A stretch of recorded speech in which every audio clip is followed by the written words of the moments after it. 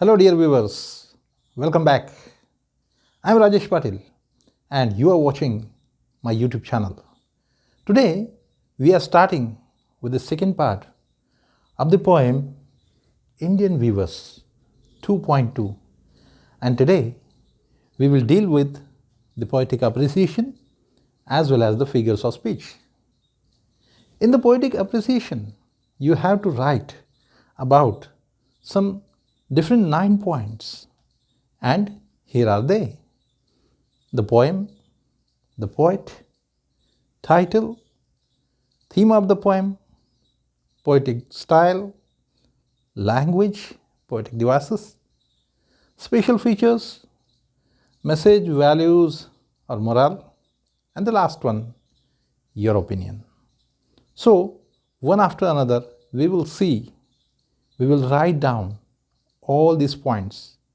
It's a very important question.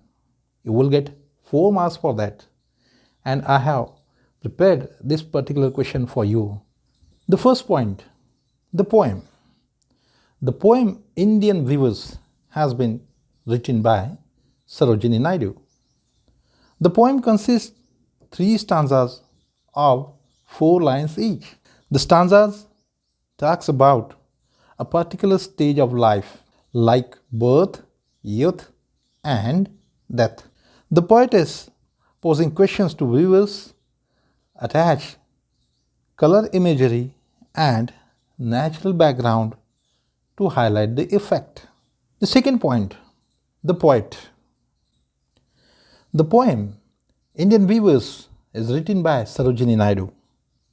She was born in 1879 in Hyderabad, received her education at Madras, London and Cambridge.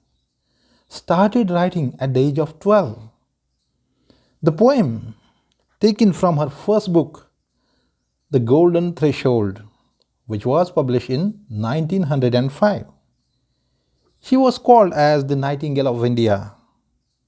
A political activist and feminist, she became the President of Indian National Congress, became the First Lady Governor in 1947 of United Provinces. She died in 1949 at the age of 70. Now the third point, title. Fabric of life has been revealed through the weaving and replies of weavers. Weavers are at the center stage, so the title is apt and justifies the poem. The fourth point, theme. 3 stages of life painted with different colors and various times of a day. Morning is the symbol of beginning of life, that is birth. Beautiful evening suggests charming youth. Death has been symbolized by cold night. Beyond the literary meaning, the weaver is Almighty God who weaves the fabric of our life, bestowing various pleasures on humans. Death, the eternal truth, completes the cloth. The fourth point is about poetic style. The poem is written in a dialogue form where the poetess asks questions and the weavers answer. Use of colors and nature imagery complement to the theme.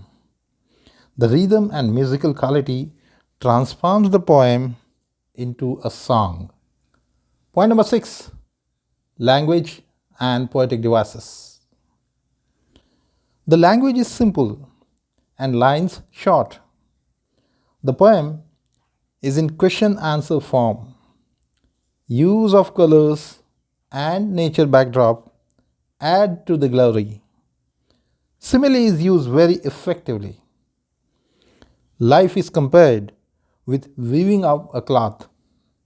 Alliteration, interrogation, repetition, and imagery are also used to heighten the effect. Special features. This short but meaningful poem has some special features. It's in a dialogue form. The color imagery, background of nature, and symbols used to indicate the time are awesome.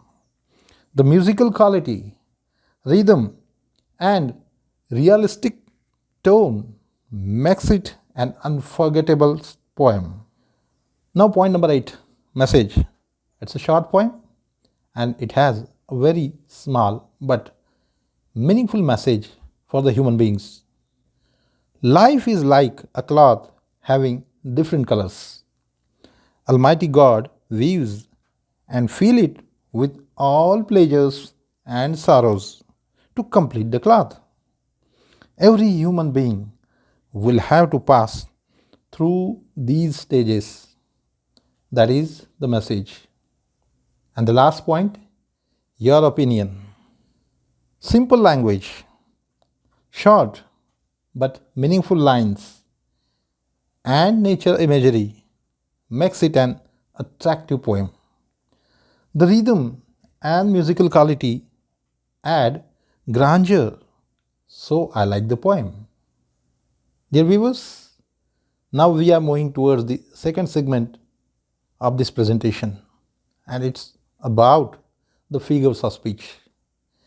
In this poem, particularly, the figures of speech used is simile and alliteration. But there are others too. So let's see these figures of speech one by one. First of all, simile. What is simile? A simile is a figure of speech that compares two different things using the word like or as. And here are some examples. Number 1. Blue as the wings of a halcyon wild, we weave the robes of a newborn child. Here, in the first line, as is used, and the robes for the small kid are compared with the halcyon wild's blue color. They are making the robes of blue color and it's compared with the wings of the halcyon wild. Second, like the plumes of a peacock, purple and green, we weave the marriage veils of a queen. Again here they are making the veil of purple and green color, which is like the plumes, the big feathers of a peacock. Friends, I am giving just some examples and you will have to find some more. And the marker is as or like. Try to find out some other examples. Alliteration is the use of the same letter or sound at the beginning of words that are close together. And here are some examples. Number 1, like the plumes of a peacock, purple and green. Here, the sound, the letter P has been repeated, the sound of P has been repeated. That's why it's alliteration. Second, we weave the robes of a newborn child. We weave. The W sound has been repeated. The third example, weavers weaving, solemn and still. In this line, the W sound is repeated as well as the S sound, solemn and still. The next figure of speech is repetition. Repetition usually repeats single words or short phrases, but some can involve the repetition of sounds, while others might involve the repetition of entire sentences. And there is only one example in this poem of the figure of speech repetition.